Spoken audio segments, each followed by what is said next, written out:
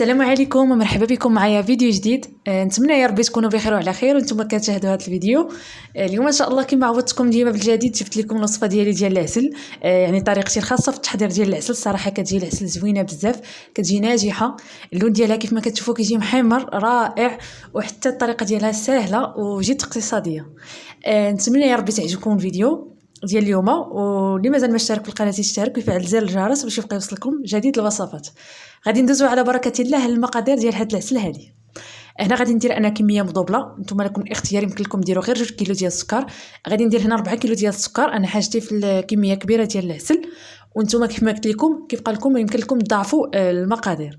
كيف ما قلت لكم عندي هنايا 2 كيلو ديال السكر سنيده، انا استعملت هذا النوع هذا، يمكن لكم تستعملوا حتى القالب.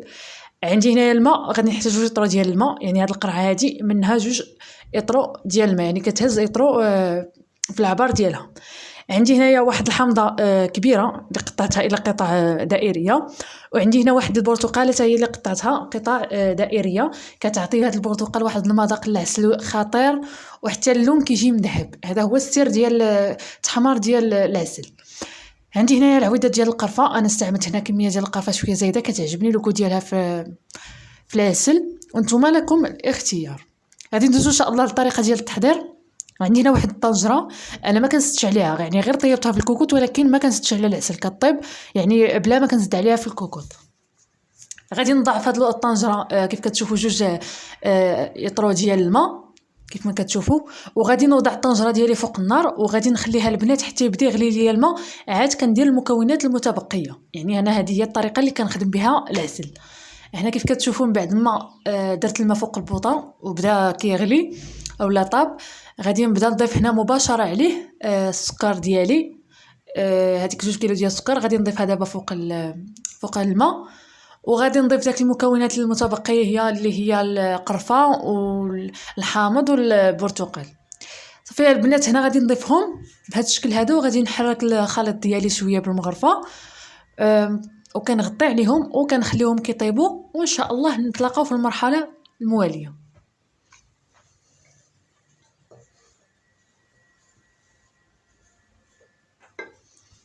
بالنسبه للبوطه خاصها تكون في الاول مجهده حتى تبدا تغلي لينا العسل، عاد كنقصوا البوطه. يعني دابا خليوها مجهده في الاول حتى تغلي العسل، عاد يمكن لكم تنقصوا البوطه مهيله باش كطيب العسل في خاطره.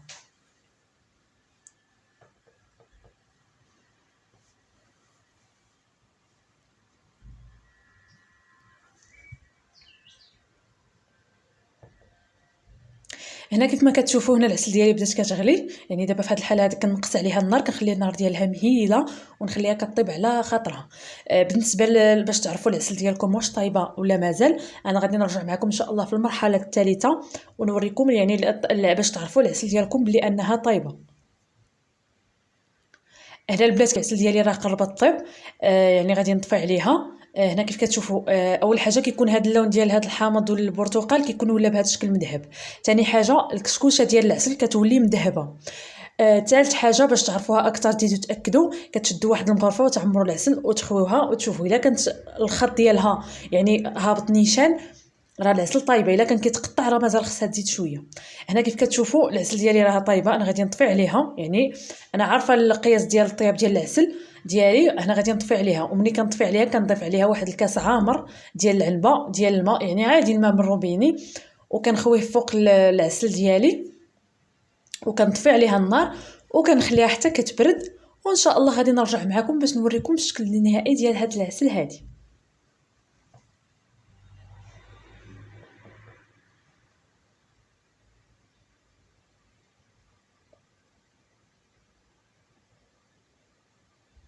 هنا البنات من بعد ما بردات العسل كتجي على هذا الشكل هذا. الصراحه كتجي واحد العسل خطيره زوينه وبنينه في نفس الوقت، يعني ما تشبعش المذاق ديالها. انا كتعجبني شخصيا حسن ديال الزنقه، واخا مع المسمنه اولا الحرشه ولا داكشي كتعجبني هاد العسل هادي. نتمنى يا ربي تكون فدتكم بالفيديو ديال اليوم ويعجبكم الوصفه ديال اليوم. كنتمنى يا ربي اللي مازال ما اشترك في القناه يشترك ويفعل زر الجرس باش يبقى يوصلكم جديد الوصفات. وشكرا على المتابعه، ونلتقاو في فيديو جديد ان شاء الله في وصفه جديده.